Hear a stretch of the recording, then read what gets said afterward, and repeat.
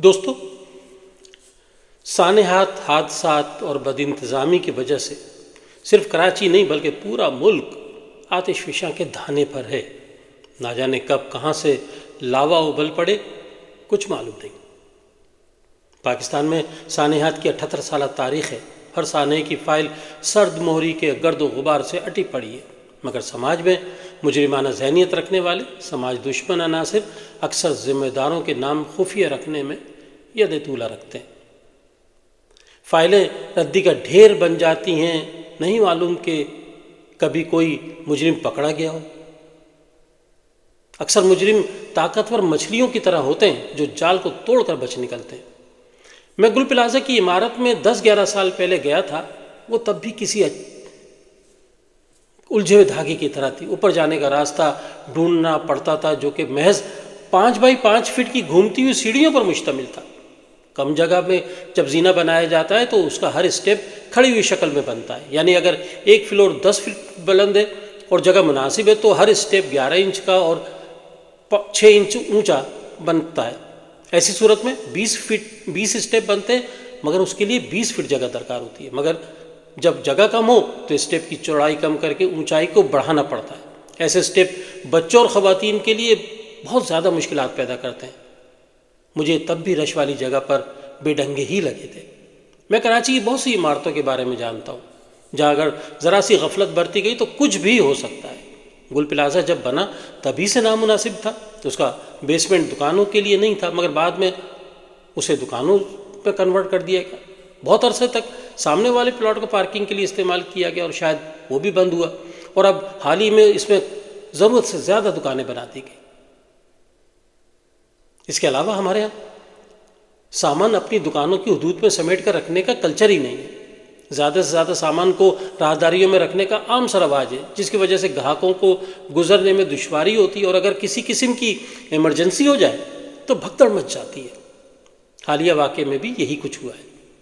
کراچی میں ایسی بے شمار عمارتیں ہیں جن کے اندر بیسمنٹ پارکنگ کے لیے بنائے گئے، مگر بعد میں انہیں دکانوں میں تبدیل کر دیا گیا۔ کوآپریٹو مارکیٹ، بولڈن مارکیٹ، مسکن چورنگی پر ایک پلازا، گلستان جوہر میں کئی عمارتیں، صدر میں کئی مارکیٹیں اس کی مثال ہیں۔ یاد رکھیے، یہ حادثہ کوئی آخری حادثہ نہیں ہوگا، وقت کی پرورش جاری ہے۔ ہم ذہنی طور پر کرپٹ لوگ ہیں، اکثر اپنے مقاصد حاصل کرنے کے لیے دوسروں کو نقصان پہنچانے سے ذرا بھی گریز نہیں کرتے۔ کراچی کی پلاننگ کبھی بھی مستقبل کو سامنے رکھتے ہوئے نہیں کی گئی، اکثر ایڈ ہاک فیصلوں سے کام چلایا گیا ہے۔ شاید 15 برس پہلے کی بات ہے، امارات کے نام سے رسالہ نکالنے والے حیات امروئی نے ایک سیمینار سر سید یونیورسٹی میں منعقد کیا۔ عنوان اس سے کچھ ملتا جلتا تھا کہ کراچی کی بد نظمی کا ذمہ دار کون ہے۔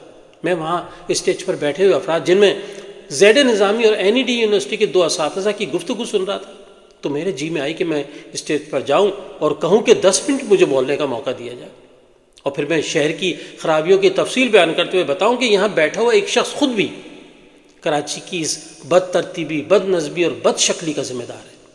مگر میں ایسا نہ کر سکا، کیونکہ میں جانتا تھا کہ میں جو ہی بولنا شروع کروں گا مجھے باہر نکال دیا جائے گا۔ ہم ایک کے بعد دوسرے سانحے سے گزر رہے ہیں، مگر صاحب اختیار بہتری کا کوئی قدم اٹھانے دکھائی نہیں دیتے، بلکہ انہیں وقت ضرورت ہمدردی جتانے کا نقاب اوڑھنا خوب آتا ہے۔ اکثر سمجھا جاتا ہے کہ پہلا سانحہ قائد اعظم کی ایمبولینس میں موت تھی۔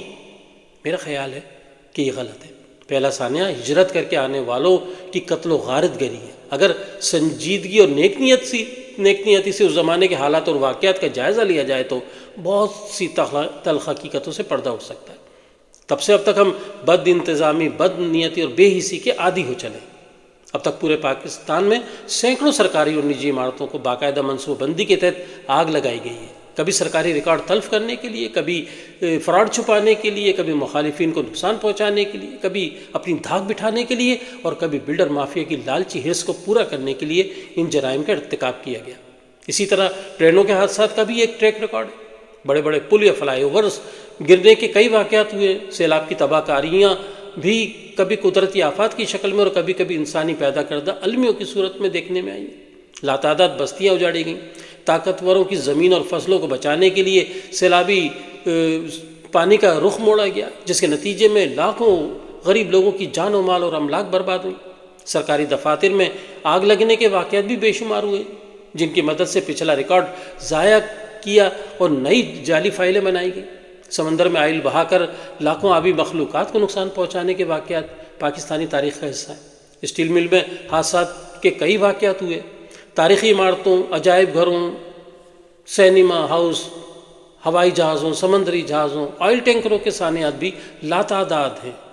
زلزلے قدرتی آفات میں شمار ہوتے ہیں، مگر ان سانحات سے جہاں بہت سے لوگ متاثر ہو رہے ہوتے ہیں، وہیں بہت سے لالچی خود غرض لوگوں ان سے فوائد حاصل کرنے کی کوشش کر رہے ہوتے ہیں۔